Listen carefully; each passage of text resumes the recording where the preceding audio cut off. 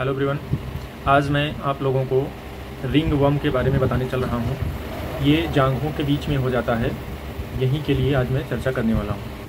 ये अक्सर देखने को मिलता है, ज़्यादातर बरसात के मौसम में ये हो जाता है या गर्मी में हो जाता है, क्योंकि ये नमी की वजह से फैलने वाला बीमारी है।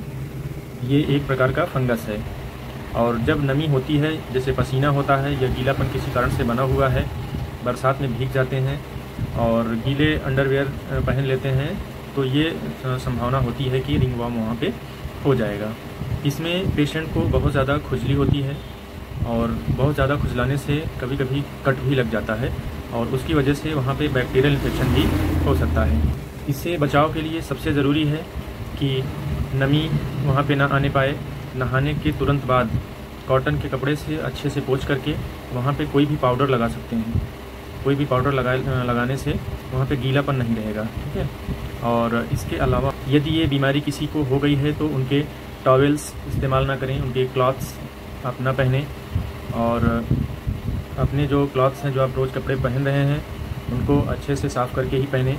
कई लोग होते हैं कि एक ही कपड़े कई दिन तक पहनते रहते हैं, जिसकी वजह से भी, गंदगी से भी ये संभावना रहती है कि रिंग वर्म का इन्फेक्शन आपको वहाँ पे हो जाता है। और यदि ये समस्या किसी को हो गई है तो उन्हें नहाने के तुरंत बाद एंटी फंगल पाउडर्स आते हैं, उन्हें लगा लेना चाहिए। जैसे कोट्रिमाजोल, माइकोनाजोल, इनके पाउडर्स उपलब्ध होते हैं और इनको जो है नहाने के तुरंत बाद प्रतिदिन लगाना चाहिए।